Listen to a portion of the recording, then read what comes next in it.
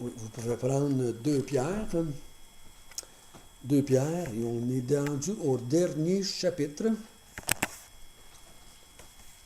Mais on va probablement le faire en 2 fois.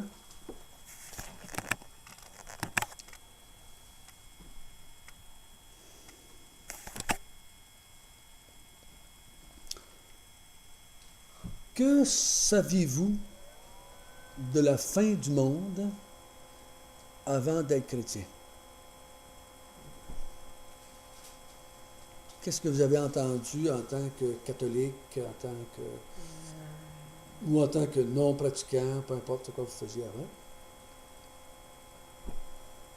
La fin du monde. En tout cas, moi, je comprenais pas ça que c'était Dieu qui amenait la fin du monde. C'était comme une fin du monde, là, parce qu'on était en train de s'auto-détruire. OK. C'était plutôt une autodestruction Ouais. de la race humaine dans ses folies, là, de sa pollution, de ses faits. C'était les films qu'on voyait de fin du monde, là, Cataclysme. oui, puis en 2400 quelques, là, puis des hommes à moitié robots, puis finalement, c'était jamais Dieu qui intervenait. Ouais. C'était une planète qui nous fonçait dessus, ou un météorite, Ouais, ou c'est des ça. bombes atomiques, une secousse, là, il y avait C'est tout ça. peur que la bombe atomique détruise la Terre. Mhm. Même en tant que chrétien, que catholique, on n'avait pas une grosse connaissance de la fin des temps. Moi, je me souviens, mes parents m'en parlaient, des fois, et pas souvent, mais on avait le gros catéchisme qu'on a en image, qui parlait de la fin du monde, mais on ne savait pas comment ça arrivait. Il y avait une fin du monde, mais c'était pas clair dans notre tête. Qu'est-ce qui arriverait? Pourquoi ça arriverait? Et donc, et quand on étudie l'histoire des mouvements religieux à travers notre génération, chacun a sa petite idée comment ça va finir, cette histoire-là. Mais ceux qui ne sont pas croyants croient que la Terre va se détruire, s'auto-détruire, ou va être détruite par la folie de l'être humain, soit par des bombes, ou par la pollution, ou par de planètes, de météorites ou de comètes qui vont venir nous détruire, qui vont ramener l'ère glaciaire, puis en tout cas, toutes ces... ou tu sais, le réchauffement de la planète qu'on entend parler depuis, je ne sais pas comment le temps, là, en tout cas. Moi, je trouve que c'est l'hiver qui faisait, il faut aussi froid l'hiver qu'il faisait avant, me semble, dans ma tête. Ben, me semble. Mais ça a l'air que c'est pas, parce que c'est juste, nous on pense tout le temps que ça va faire des 10-15 degrés différents, mais c'est juste 4-5 degrés qui fait que ça va faire la différence. Va faire c'est là qu'ils nous disent que ça va faire la différence. Mais ce soir, on va parler, je parle de ça parce que ce soir, on va parler de cette fin du monde, du retour du Seigneur. Et on va voir que les chrétiens se font brasser la camarade, comme on dit en québécois. Ils se posent la question. Il y a des gens qui interviennent, puis ils les interpellent. Et là, les chrétiens ne savent pas trop sur quel pied danser. Ils ne savent pas trop comment ça va se passer, puis ils n'ont pas les réponses, donc ça les trouble. Hein? Moi, ce qui nous trouble en tant que chrétiens, c'est le fait qu'on ne connaît pas, qu'on ne sait pas, et on ne comprend pas ce que Dieu dit, ou on ne sait pas ce que Dieu dit tout simplement. Et là, ça nous trouble. Ou les faux prophètes, ou les enseignants, où on regarde une émission de télévision, puis ils nous parlent que la terre va se détruire, par là. Puis là, le chrétien qui n'est pas assez conscient de ce qui s'en vient, il dit, ouais, comment ça va arriver? Puis, il peut être troublé ou s'interroger par rapport à ça. Comment est-ce que Dieu va empêcher ça? Si c'est vrai que la science elle nous dit que la planète se réchauffe, qu'il y a des trous dans la couche d'ozone, comment je peux faire fitter ça avec le retour du Seigneur? Si le retour du Seigneur est programmé à telle date, comment ça vient fitter là-dedans, tout ça? C'est pas évident. Et ce qu'on va voir surtout ce soir, c'est la question du temps. Ce qui trouble le plus les croyants, ce que je me suis aperçu depuis 30 ans que je travaille là-dedans, c'est la longueur de temps qui se passe depuis que le Seigneur, va se mettre sur le répondeur.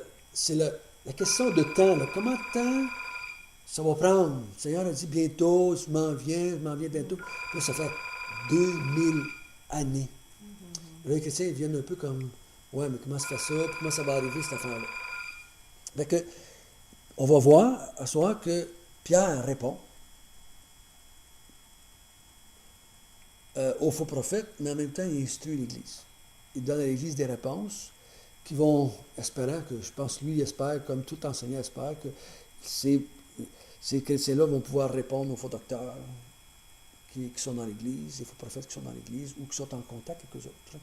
Aujourd'hui, l'Église, en tout cas, ce que je trouve, l'Église est souvent pas aussi attaquée que il y a quelques années par l'intérieur, avec des gens qui viennent de l'intérieur. Mais l'Église est plus attaquée par le monde médiatique qui vient dans la vie de l'Église sans que nous, les dirigeants, on sache que les chrétiens sont en contact avec ça. Quand j'étais plus jeune chrétien, quand les faux prophètes venaient dans l'Église, on savait qu'ils étaient là, puis on s'en occupait. On en a déjà mis dehors le dimanche matin, devant tout le monde. Donc, c'était visible, c'était là, c'était comme ça. Mais aujourd'hui, les chrétiens entendent toutes sortes de choses, soit disant des chrétiens, soit disant de la Bible, puis là, ils ne savent pas trop sur quel pied danser. Puis là, tu ne sais pas, toi, qui ont entendu ça, qui ont lu ça, à quelque part. Et là, tu ne peux pas vraiment les aider autant comme on pourrait les aider. Donc, et c'est pas nouveau parce que dans Pierre, parce qu'il y a des problèmes avec le retour du Seigneur dans les Épîtres aux Thessaloniciens, il y a des problèmes dans l'Épître aux Corinthiens, il y a des problèmes dans l'Apocalypse. C'est pas le seul groupe, église locale, qui a des problèmes avec le retour du Seigneur. C'est quelque chose qui était assez souvent dans les églises du Nouveau Testament. Puis il faut se dire que la majorité des églises du Nouveau Testament n'avaient pas l'Apocalypse encore. Fait que quand Pierre a écrit, l'Apocalypse n'a pas écrit. Quand le Thessaloniciens a écrit, l'Apocalypse n'a pas encore écrit. Qu'on pense, en tout cas qu'on croit que c'était comme ça. Donc, il n'y avait pas les données que nous, on a aujourd'hui. Malgré que les données qu'on a ne nous enlèvent pas tous nos problèmes, là, nos discussions, parce que les églises, dans les années que j'ai été sauvé, les années, début des années 80, là, 85, beaucoup d'églises ont des chicanes et des divisions à cause du retour du Seigneur. Se divisaient. Parce que il y avait pas tout le monde pensait de la même façon, pas tout le monde pensait la même affaire. Puis là, moi, je me suis fait traiter d'imposteur.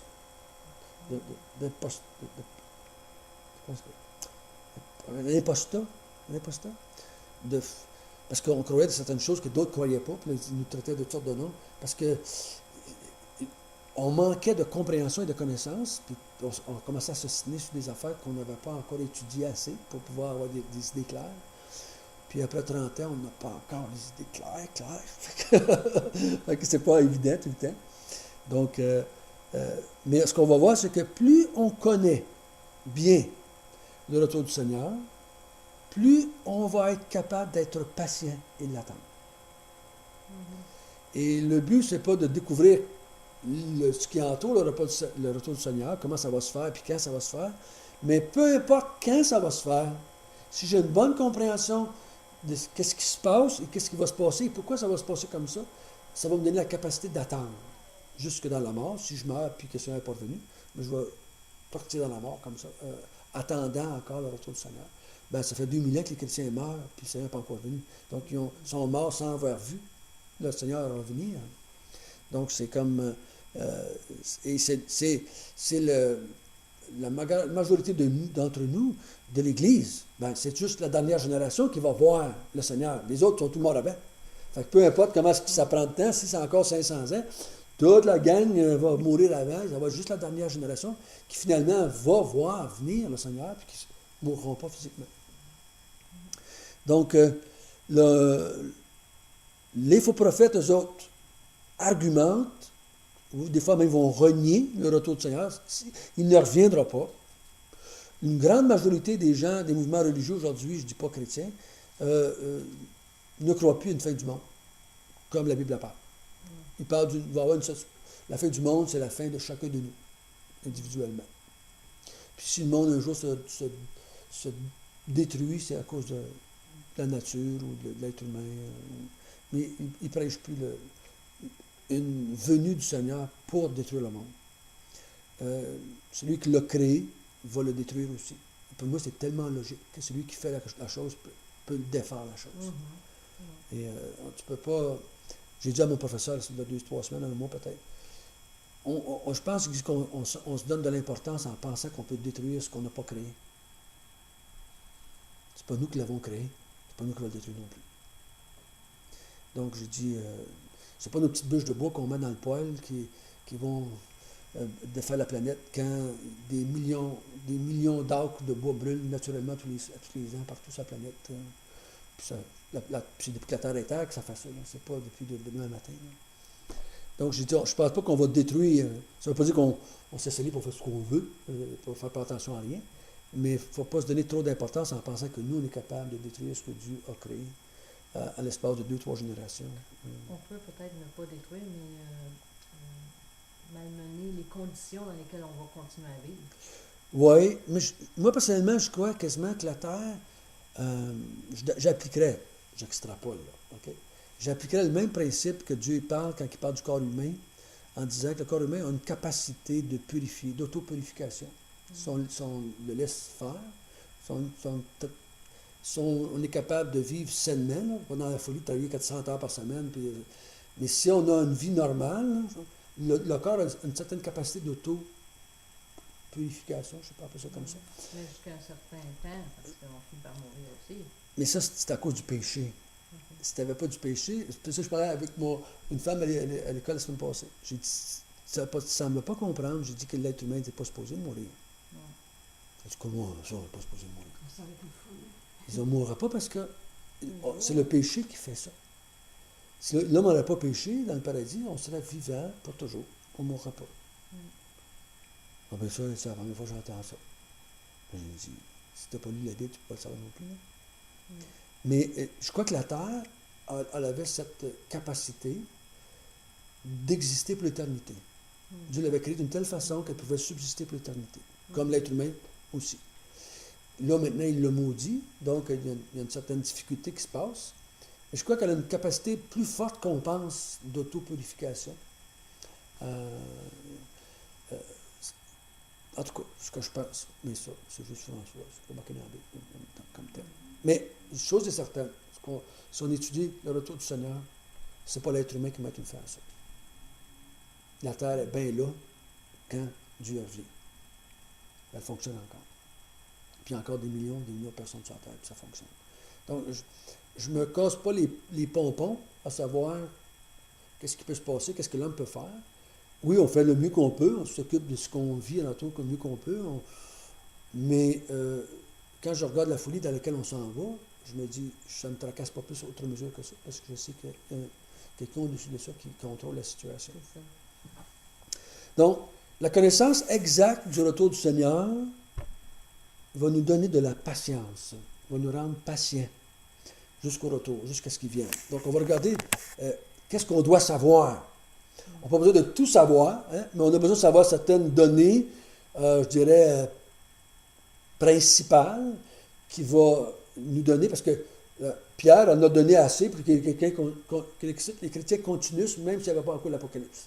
Mais il en a reçu assez pour pouvoir continuer jusque dans la mort. Et c'est ça qu'il faut savoir, ces principes-là absolus, qu'on peut répondre à n'importe qui presque, juste avec ces quelques données-là, et qu'on est posé d'être bien pointu dans toutes nos réponses, comme tel. Verset 1. Voici déjà, bien-aimés, la seconde lettre que je vous écris, dans l'une et dans l'autre. Je cherche à éveiller, par des avertissements, votre saine intelligence, afin que vous vous souveniez des choses annoncées d'avance par les saints prophètes et du commandement du Seigneur et Sauveur enseigné par vos apôtres. Donc, Pierre, dans les deux lettres, a une même pensée, le même but, c'est d'éveiller, c'est de stimuler, d'exciter par des enseignements, par des avertissements, l'intelligence des croyants. Moi, je suis bien mordu que la foi, c'est pas quelque chose qui passe aux côtés de l'intelligence de l'être humain. C'est la foi, elle est directement reliée à l'intelligence de l'être humain. C'est pas eux les creux quand ils verront Dieu. Ça n'a rien à voir avec ça. Okay? Ça n'a rien à voir avec ça. C'est l'intelligence, ceux qui enseignent, ceux qui prêchent, ceux qui parlent aux inconvertis, devraient toujours en appeler à leur intelligence, premièrement. Non pas à leur juste à des à des craintes ou à des peurs ou à des sentiments sans qu'ils comprennent qu'est-ce qui se passe. Et longtemps, on nous a appelés à faire des choses juste parce que tout le monde le faisait à côté et on ne savait pas trop pourquoi et on le faisait. Puis notre intelligence devait être refoulée. Pose-toi pas de questions, fais ce qu'on te dit. Donc ça, c'était renier la capacité de l'être humain de penser, de réfléchir, de s'interpeller. Donc, l'apôtre Pierre a cette idée-là et il va dire les 2 premiers versets que la source de l'information ou la source de la connaissance concernant le retour du Seigneur. Où est-ce que je dois aller chercher mon information quand je veux savoir où est-ce que le monde s'en va? Où est-ce que je dois aller chercher les données? Je vais-tu aller voir une tireuse de cartes? Je vais-tu aller voir quelqu'un qui lit les cartes du ciel, les horoscopes? L'autre jour, il y a tellement d'opportunités de jaser avec les non-croyants. L'autre jour, François, t'es quel signe, toi? Il dit, dans ton horoscope, parce qu'elle ne savait pas à qui qu'elle s'adressait là. Dis, moi, mon signe, c'est chrétien. Je dis, oh, je m'ai entendu celui-là. J'ai dit, je ne crée pas à ça, l'horoscope, personnellement. Fait que j'ai dit, si tu veux savoir ma date de naissance, je suis né au mois de juillet.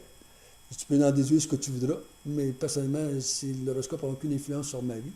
Il dit, je suis chrétien, donc ça a plus d'influence sur ma vie que n'importe quoi d'autre.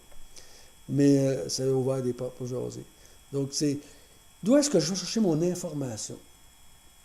D'où est-ce que tu tiens ce que tu me dis, toi, le faux prophète? Là, je peux parler, là, j'appelle faux prophète, c'est très, très, très fort, des fois, comme mot, mais chaque personne qui n'est pas croyante est un petit faux prophète, entre guillemets, parce qu'il va te dire des choses qui ne sont pas vraies. Il proclame des faits, des dires qui ne sont pas vérifiables. Et des fois, tu demandes aux gens, est-ce que tu vas chercher ça, ce que tu me dis là? Tu me dis que le monde ne va jamais arrêter. Où est-ce que tu vas chercher ça? Dans ta petite cocologie ici, à toi, là? Ou as-tu lu un livre là-dessus? As-tu lu un article à quelque part? Tu as pris des cours à quelque part? Où est-ce que tu as pris ton information? Des fois, ils n'ont pas. Là. Ils ont juste ce qu'on a entendu dire. Ils ont vu un programme à TV ou un film, comme tu disais, sur des choses de même. Mais nous, pour les chrétiens, c'est le verset 1 et 2, il en nomme 3 sources d'information, qui revient à la même chose, là, mais c'est 3, il les nomme sur 3 choses différentes. Et au verset 2, il dit quoi? Les prophètes. Les commandements. Et du commandement, pas les commandements, mais du commandement du Seigneur et Sauveur, enseigné par les apôtres. Donc, il va dire, les prophètes en ont parlé, le Seigneur Jésus en a parlé, les apôtres en ont parlé. Et là, si vous descendez au verset 16, on va le lire tout de suite parce que c'est bon qu'on mette ça ensemble. C'est ce qu'il fait dans toutes les lettres où il parle de ces choses dans lesquelles il y a des points difficiles à comprendre, dont les personnes ignorantes et mal affermies tordent le sens, comme celui des autres Écritures, pour leur propre ruine. Donc, Pierre ici s'adresse, il parle de ces choses, qui parlent du retour du Seigneur, que Paul a écrit là-dessus. Paul a écrit des données, des informations sur le retour du Seigneur dans certaines lettres qu'ils avaient. Donc, c'est intéressant ici qu'apôtre Pierre met les lettres de Paul au même niveau que les Écritures dans l'Ancien Testament. Il dit, les personnes ignorantes tordent le sens comme celui des autres Écritures. Les Écritures, pour ça veut dire l'Ancien Testament pour eux autres. Donc, il dit, Paul a écrit, puis il met ça au même niveau. Il donne la même autorité à Paul qu'à l'Ancien Testament. Donc, c'est important de comprendre ça, que même avant que Pierre meure, les écrits de Paul étaient déjà considérés comme étant une autorité dans l'Église. Donc, on a les prophètes de l'Ancien Testament ont parlé du retour du Seigneur, Ézéchiel, Daniel, il y en a quasiment tous parlé dans l'Ancien Testament. Jésus arrive, il donne de l'information, puis il va un petit peu plus loin, il précise un petit peu plus. Les apôtres en donnent encore d'autres, des fois il va un petit peu plus loin. Et là, finalement, Jean, qui est un apôtre aussi, va aller au bout de la ligne. On n'a pas d'autre après ça. Et quand on regarde la Bible dans son ensemble, nous avons la source d'information que nous avons besoin pour voir comment le monde va se terminer. Vous remarquerez, écoutez les gens parler, la façon qu'ils parlent de la fin du monde va vous dire comment ils pensent que le monde a commencé aussi en même temps. Même si vous ne diront rien. Ou quand il vous parle du commencement du monde, ils sont en train de vous dire aussi comment ça va finir.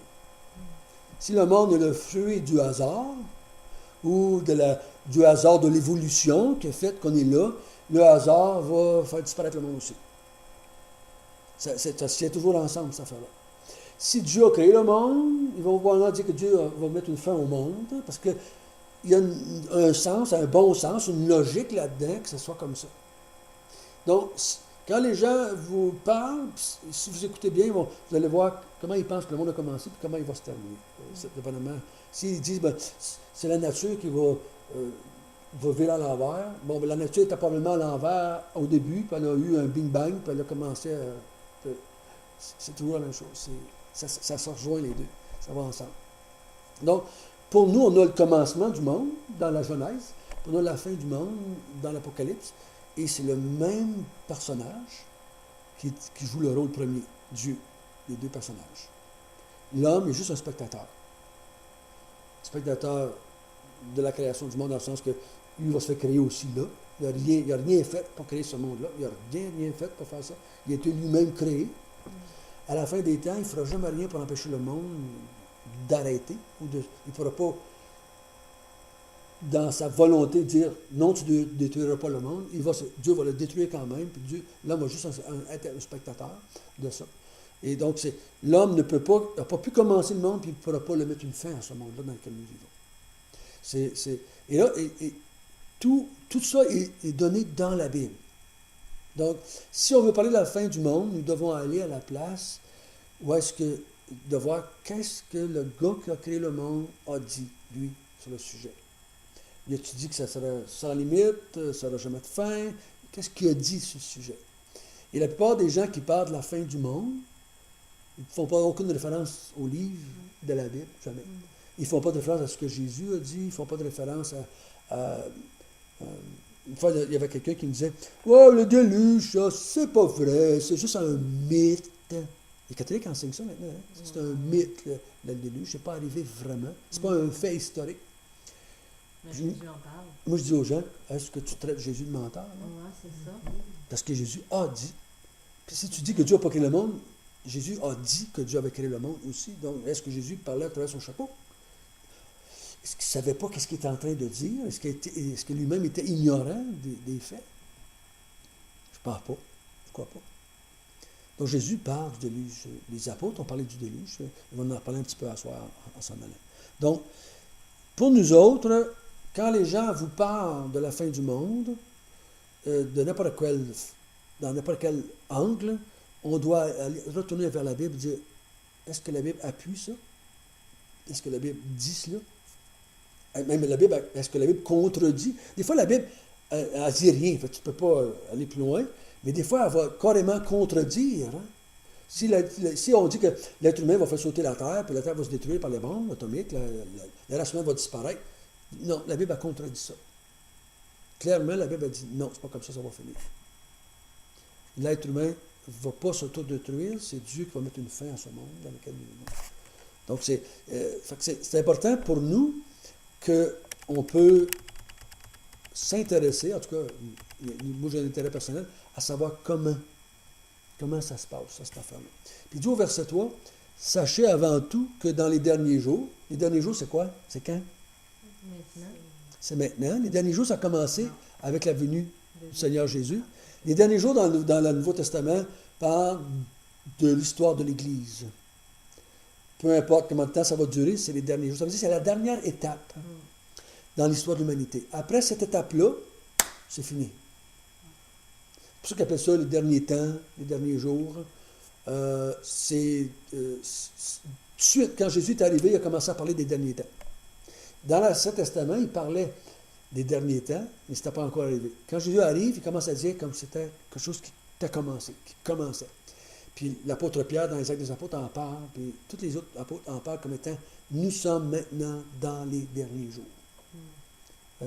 Et pour nous autres, on parle des derniers jours, veut dire 3-4 jours avant que ça finisse. C'est pas ça, les derniers jours, c'est plutôt une période de temps qui représente l'histoire de l'Église. Si un jour vous voulez faire une étude là-dessus, vous sortez toute cette expression-là dans tout le Nouveau Testament avec une concordance, vous allez voir le sens que l'ensemble du Nouveau Testament va dire sur ce sujet-là. Dans les derniers jours, ça veut dire qu'aujourd'hui, dans notre temps, nous autres, il va venir des moqueurs avec des railleries et marchant selon leur propre convoitise. Ils disent des choses, des railleries. Pourquoi qu'ils disent des railleries? C'est parce qu'ils parlent avec leur propre convoitise, avec leur propre désir. Ils ne veulent pas savoir ce que Dieu dit, mais les autres, ils vont se donner une fin comme ils le désirent, selon leur propre convoitise. Donc, ils convoitent des choses, des gens convoitent l'éternité, ils convoitent de vivre, de trouver un remède pour vivre éternellement. Comment est-ce qu'il s'appelle dans mon temps, là? Voyons, Disney, Walt Disney, Ah oui, il s'est fait geler bien dur, on pourrait dire, pour pouvoir être, quand ils vont trouver un remède, se faire réveiller. Tu sais, il a mis la fin du monde selon ses propres convoitises à lui. Moi, je veux vivre éternellement ici, donc je vais m'inventer une fin du monde qui reflète mes propres convoitises. Comme beaucoup de gens rêvent d'une fin du monde, comme l'être humain va finir par amener une espèce de paradis sur la terre. Il va finir par arriver là. Il va finir par s'unir, puis se comprendre, puis s'aimer, puis faire un beau monde, qui va finir par... Vous voyez des films là-dessus, c'est la pensée humaine, ce qui est là. Où est-ce que le monde est presque détruit, mais à travers ça, le monde devient meilleur. Et là, ils vont commencer une espèce de paradis sur terre. C'est l'être humain qui amène ça. Donc, selon ses propres convoitises, il s'invente une fin du monde.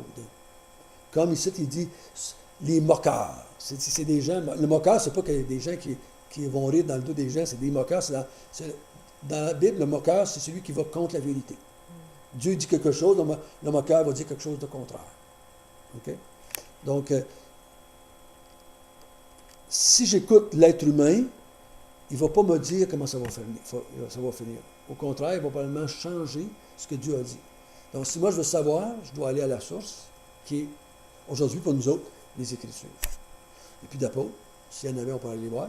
Il n'y en a plus. Donc, on prend maintenant les Écritures, qui sont le reflet de la pensée des apôtres et du Seigneur et des prophètes. Dans ce sens-là. OK?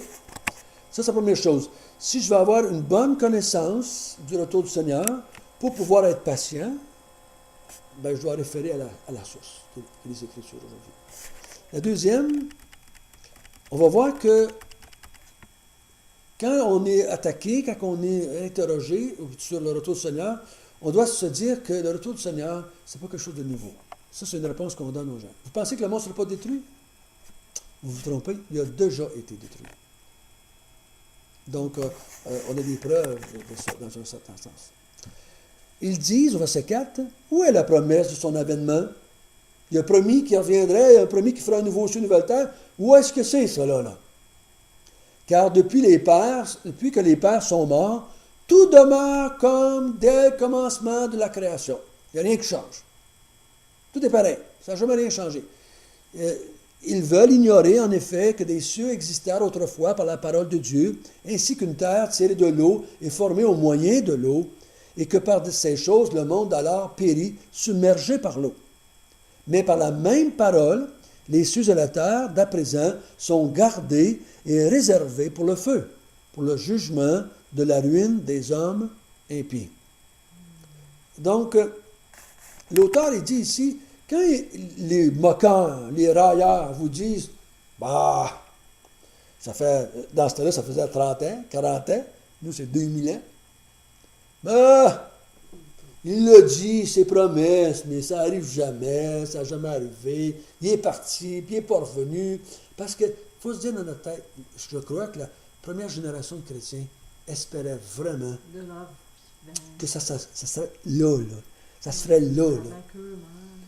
Ça se ferait là. Jésus était parti, mais il avait dit, je reviens bientôt, je reviens. Puis il l'attendait là. Fait qu'il y en a, probablement que les chrétiens, manquant de connaissances, n'ayant pas toutes les données, ont commencé à dire aux inconvertis, aux gens, « Ah, Jésus va revenir, on ne mourra pas, il va revenir. » Puis là, ça faisait 25, 30 ans, puis il y avait des chrétiens. C'est ça que Paul va parler dans les Thessaloniciens. Il y en a qui étaient déjà morts. Là, les chrétiens se posaient un paquet de questions. Là, Les frères et les sœurs sont morts. Qu'est-ce qui va arriver? Jésus n'est pas revenu, puis ils sont morts. Fait que blablabla, pour dire qu'il n'y a plus rien à faire pour eux autres. Tu sais, il se posait la question, là. Puis c'était légitime, la question. Il manquait de données pour bien comprendre comment ça se passerait. Donc, il dit, faut... Ces gens-là sont ignorants, ou ils veulent ignorer qu'il y en a déjà eu une fin du monde. Et on parle du déluge. C'était une fin du monde. Le monde, du moment, a été totalement détruit. Et si Dieu n'avait pas, dans sa grâce, sauvé 8 personnes sur un bateau avec les animaux, ils seraient tous morts. Le monde aurait pris a eu une fin là. La race humaine aurait été éteinte.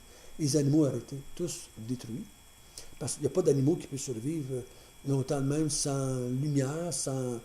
parce qu'il y a tout un écosystème avec les arbres. S'il n'y a plus d'arbres, l'eau devient polluée. Même les animaux qui savent nager finiraient par mourir quand même dans cette eau-là. Parce que l'eau a besoin d'être oxygénée, a besoin de recevoir de la nourriture. Puis s'il n'y a plus rien qui fonctionne, ça ne marche plus. Je crois que les animaux dans l'eau ont un rôle à jouer pour ceux qui sont sur la terre, puis ceux qui sont sur la terre ont un rôle à jouer pour ceux qui sont dans l'eau. Puis s'il n'y a pas cette chimie-là, ça arrête, cette affaire-là. Ça arrête. Ça. Il dit, ils veulent ignorer ça. Puis aujourd'hui, le déluge, c'est complètement en dehors de la carte des scientifiques qui ne veulent pas admettre ça.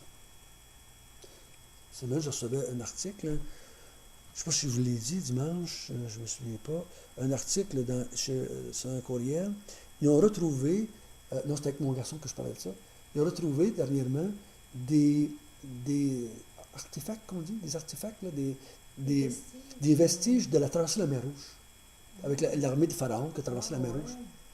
Ils disaient que c'était impossible, ça ne se peut pas. Là, ils ont trouvé des roues de chariot, des bouts de lance, des os d'êtres humains et d'animaux dans le fond de la mer. Puis de la façon qu'il parlait, il disait que la mer, la façon qu'elle était creusée, là, il ne pouvait pas avoir traversé. Là. C'est comme il aurait commencé à traverser, puis il aurait tombé dans un trou qui avait 2000 pieds de creux. Tu sais, là, il n'aurait pas pu. Puis il ressortait à l'autre bord, c'était impossible.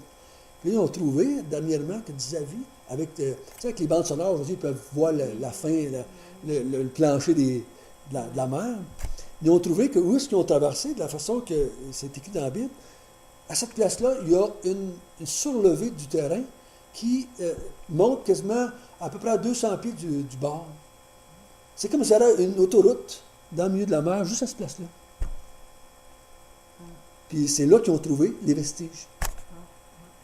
Puis là, ils continuent à chercher. Ils ont trouvé même une roue de chariot qui était recouverte d'or. Puis probablement, c'était un des premiers, au pharaon lui-même, c'est son chariot, qui aurait été détruit là. Fait que là, ça met un poids archéologique sur la foi qu'on a, qu'ils ont traversé effectivement la mer là. Il y en a qui vont dire, bon, ça peut être n'importe qui qui a parlé de ces affaires-là. Mais en tout cas, pour nous autres, ça donne une idée que la science, quand elle se donne la peine, des fois, trouve puis approuve ce que la Bible a dit dans bien des façons.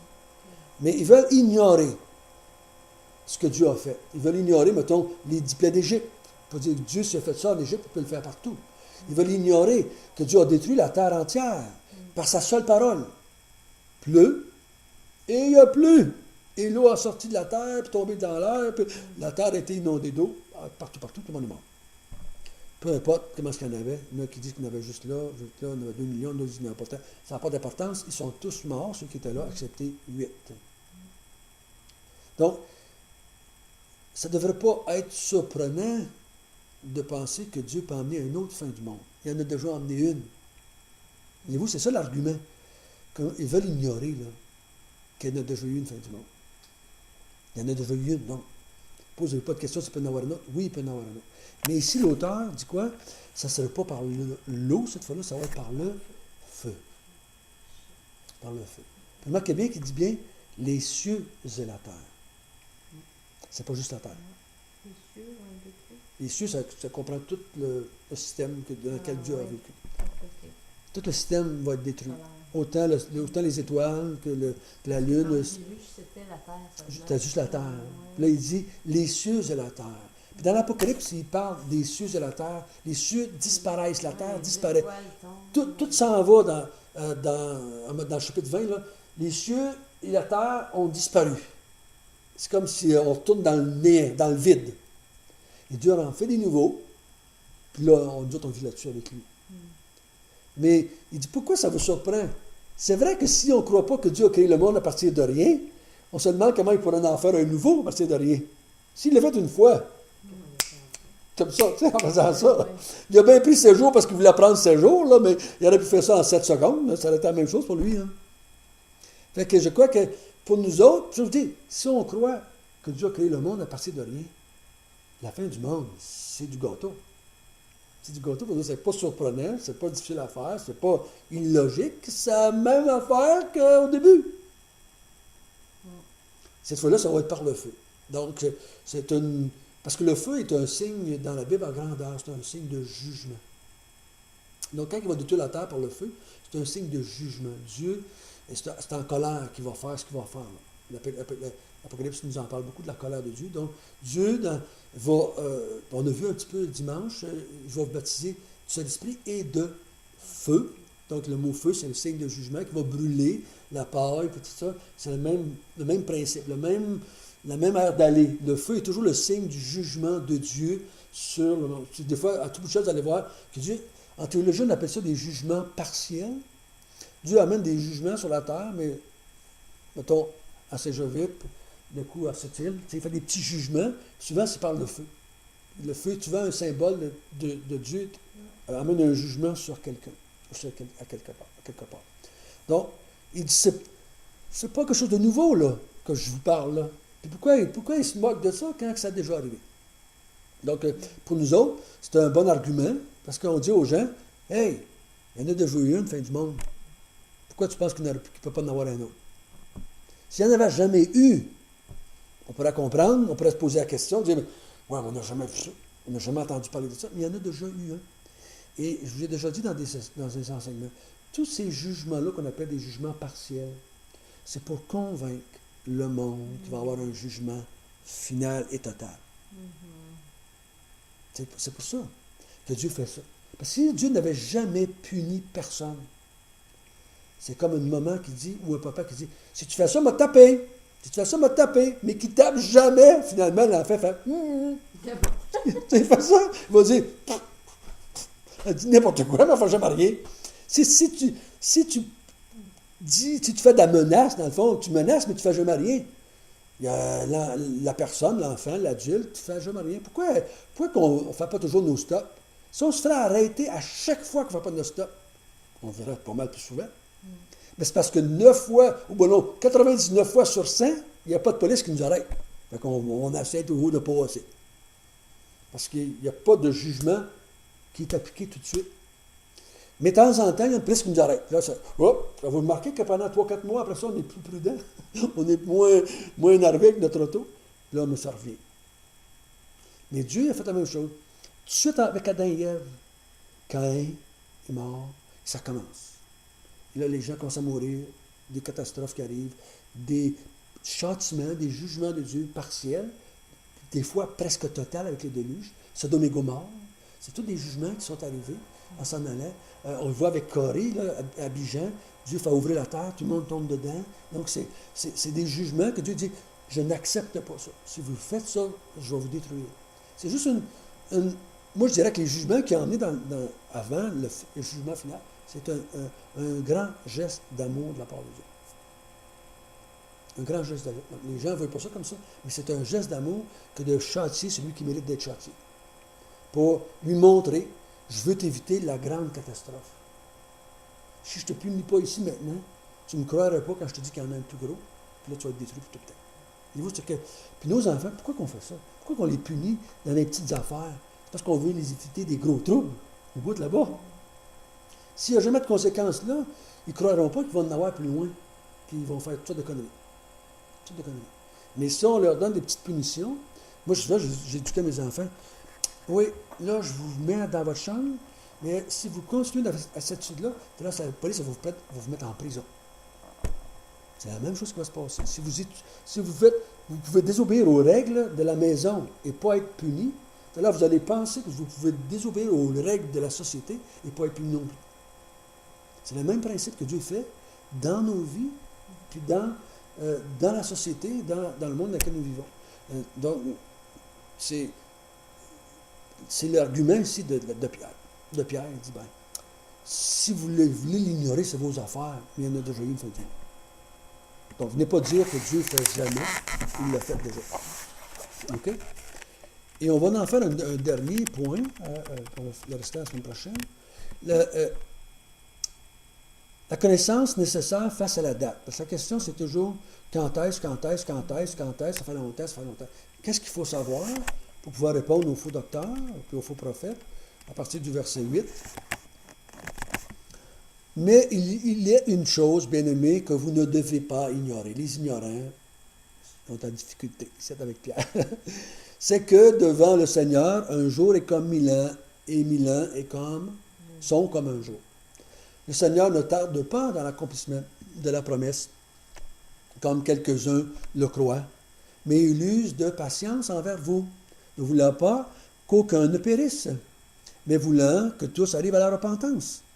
Le jour du Seigneur viendra comme un voleur. En ce jour, les cieux passeront avec fracas, les éléments embrasés se dissoudront, et la terre, avec les œuvres qu'elle renferme, sera consumée. Voyez-vous, les cieux encore, ça revient, les cieux et la terre, les deux domaines.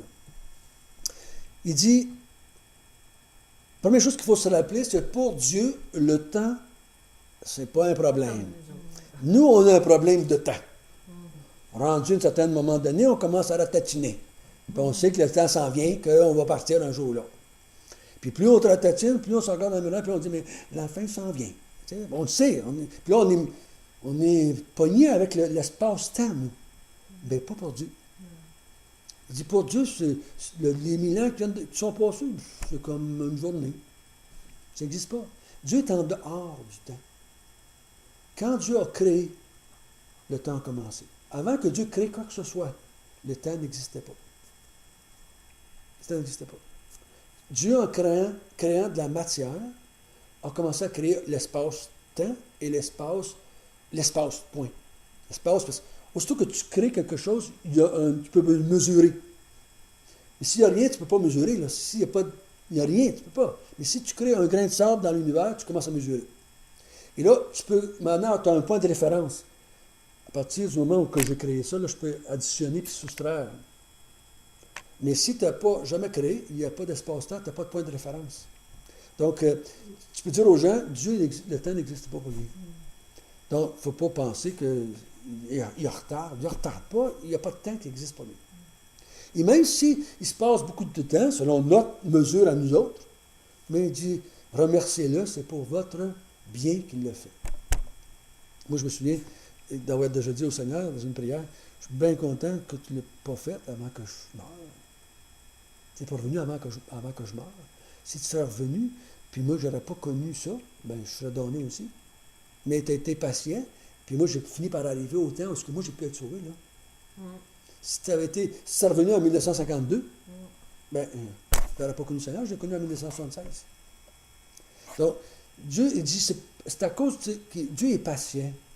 Il est patient, puis le but de sa patience, c'est que vous ne périssez pas avec le monde qui va périr. Parce que là, on a vu au verset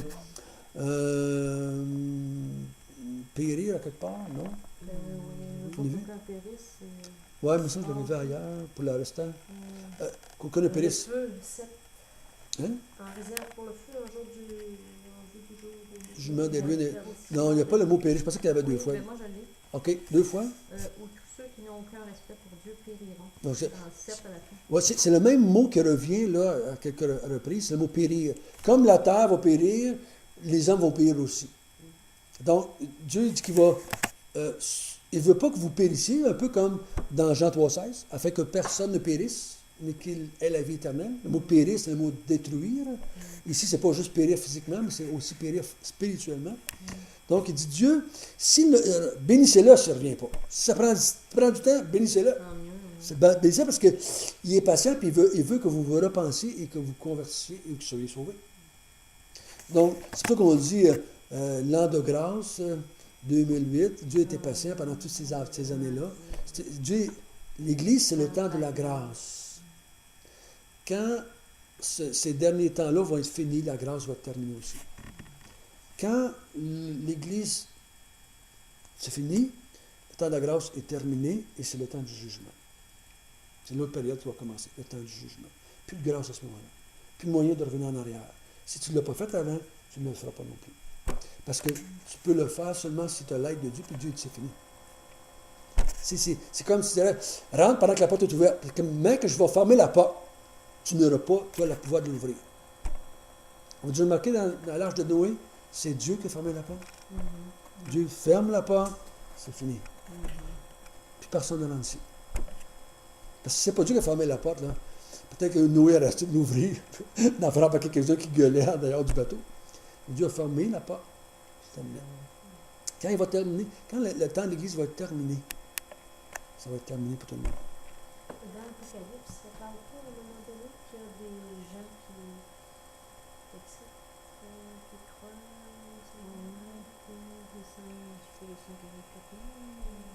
non, mais sur la terre, qu'il arrive des jugements, mais Vous remarquerez, quand j'ai enseigné là-dessus, j'avais dit, vous remarquez la réaction qu'ils ont, c'est qu'ils maudissent Dieu. Ils sont en colère, ils graissent des dents, ils maudissent Dieu. Plus il y a de jugements qui arrivent, plus il y a de difficultés, ils ne se repentirent point, ils ne se repentirent point, ils ne se repentirent point, ils maudissent Dieu, sont en colère avec Dieu, ils graissent des dents. Tu ne peux pas virer de bord si Dieu ne te fait pas virer de bord. Tu ne peux pas te repentir si Dieu ne t'aide pas à te repentir. Donc, si Dieu envoie des jugements, c'est parce que pour lui, c'est fini. Tu ne peux pas te virer de bord. Ah, je regrette donc. Tu sais, il y en a qui disent, tu vas le regretter rendu en enfer. Les gens ne regrettent pas en enfer. La Bible nous dit qu'ils sont en colère en enfer. Ils grincent des dents. Et moi, le grince des dents, ce n'est pas une grince des dents de douleur. C'est des dents de rage, de colère contre Dieu. encore, je veux dire, Pour l'éternité. Pour l'éternité, il va être en il colère. va être en colère contre Dieu. Ils n'auront pas de regret. Aucun Ils diront pas, regret. J'aurais dû. Tu peux j'aurais pas. dû. Tu peux pas faire ça si Dieu ne t'aide pas. L'être humain ne peut pas regretter sa vie si Dieu ne l'aide pas. C'est pour ça que 99% des gens qui vous entourent, Lazare et du vieil homme riche. oui. Il n'y a pas comme des regrets, des hommes riches. Non, il n'y a pas des regrets. C'est, moi je dirais bien ça, c'est un apitoiement sur lui-même. C'est pas vraiment des regrets comme c'est donc de valeur que je n'ai pas. Et cette parabole-là, cette histoire-là, cette parabole-là, il ne faut pas lui donner le sens. Non. C'est qu'il veut juste montrer que si tu es un gratteux, tu ne vas pas aller au ciel. C'est tout simplement ce qu'il est en train de dire. Mais quand tu regardes tous les passages où ceux qui sont jetés en enfer, la réaction qu'ils ont, c'est là, un grincement de dents. Et c'est ça qui se passe. C'est pas je regrette, et puis c'est pas ça ce qui se passe. Parce qu'il y a une incapacité pour l'être humain de se repentir. Mais c'est pas de douleur aussi. Pas l'expression, c'est jamais ça. Dans l'expression, le grincement de dents, c'est de la colère. Ouais. Puis d'autres, on dit en grinçant des dents, là, c'était pas de la douleur. Souvent qu'on parle, c'est plutôt je t'en sens en colère, c'est assez rare qu'on va grincer des dents quand on souffre. Quand on a mal, on se lamente. Quand on a mal, c'est pas rare qu'on va grincer des dents. Le grincement de dents, c'est quand on est en colère. On est crispé. C'est ça que ça veut dire, le grincement des dents. Des pleurs et des grincements de dents. Je crois qu'il va y avoir une tristesse, mais pas une repentance comme de pleurs, d'avoir désobéi à Dieu, pleurs. Non, c'est pas de la repentance comme telle, c'est de la souffrance et de la colère qu'ils vont avoir contre Dieu. Donc, c'est épouvantable de penser qu'est-ce qui va arriver à ces gens-là qui vont aller là. Voilà. On a fait une série d'études, une fois à Téléville là-dessus, sur la destinée des âmes perdues, pour nous sensibiliser à ce qui va leur arriver, pour nous sensibiliser à leur parler. Si on pouvait voir ces gens-là, tu sais, dans un petit film, là, les voir dans l'enfer pendant 10 minutes, là, je vous garantis qu'on piétinerait pour faire de quoi. Mais même nous, les chrétiens, on vient comme... On veut quasiment pas y penser. Pour pas trop avoir de problèmes, de peur, de regrets ou de misère. Moi, je me suis aperçu que mes parents sont décédés et j'ai de la misère. Je ne veux pas même m'arrêter à penser où ils sont. Tu ne veux même pas penser parce que tu dis, ils ne sont pas avec Dieu et ils sont en enfer. Donc, tu ne veux même pas t'arrêter pour y penser parce que c'est trop dur émotionnellement de penser qu'il y a des gens que tu as aimés qui sont dans des lieux comme ça maintenant. Et là, si tu y penses longtemps, c'est quasiment, ta chair humaine t'amène quasiment un argument contre Dieu. C'est pas juste, puis pourquoi tu as fait ça, puis pourquoi tu On n'arrive pas à comprendre. C'est pour ça que 99% des gens nient l'existence de l'enfer. Ça ne se peut pas que Dieu envoie les gens dans une place comme ça. Ça ne se peut pas. Donc, on rejette. C'est trop... La façon, la description de l'enfer, c'est épouvantable. Fait que les gens... Dieu est trop bon, on ne peut pas faire ça. Donc, on nie ça. C'est pas vrai. On nie ça, c'est pas vrai. Mais moi, je leur dis, si vous niez l'enfer, vous êtes obligé de nier le ciel. Il n'y a pas de choix. C'est la même personne qui déclare les deux. S'il a menti pour l'enfer, qu'est-ce qu'il dit qu'il n'a pas menti pour le ciel aussi? Donc, ça ne peut rien. Et c'est pas facile pour l'être humain de s'arrêter de penser à ça. Pas facile. Donc, il dit, c'est la patience qu'il a. Il le fait pour vous, pour votre bien, pour que vous repentiez, que vous convertissiez. Puis il dit, mais comptez pas que ça va toujours durer. Il y a une fin à la patience de Dieu. On dit tout à l'heure, la patience de Dieu n'a pas de limite. Oui, la patience de Dieu, elle a une limite. Quand lui va décider que c'est fini, il va venir sur la terre comme un voleur et ça va être terminé. Ça va se faire, parce que le mot venir comme un voleur, ça va se faire vite et subitement. Il dit, comme Jésus lui dit comment? Ça va être comme le déluge. Les gens mangeaient, se mariaient, ils noçaient, ils ne se doutaient pas du tout que la fin était là. Puis ça va être la même chose pour la fin des temps. Les gens vont manger, vont boire, vont faire leur vie comme tous les jours. Ils se sont levés, ils vont faire la même affaire. Et le soir, ils ne se coucheront pas. Ça va être terminé. Ça va venir vite, comme ça, paf. Donc, c'est vraiment Fait que ça, c'est des arguments très simples, dans le sens que notre source, c'est la Bible. Il y en a déjà eu un, donc c'est pas surprenant qu'il y en aurait eu un autre. Celui qui a emmené le déluge peut emmener aussi la fin du monde par sa parole. Sa parole, c'est le mot puissant, sa force, sa volonté propre.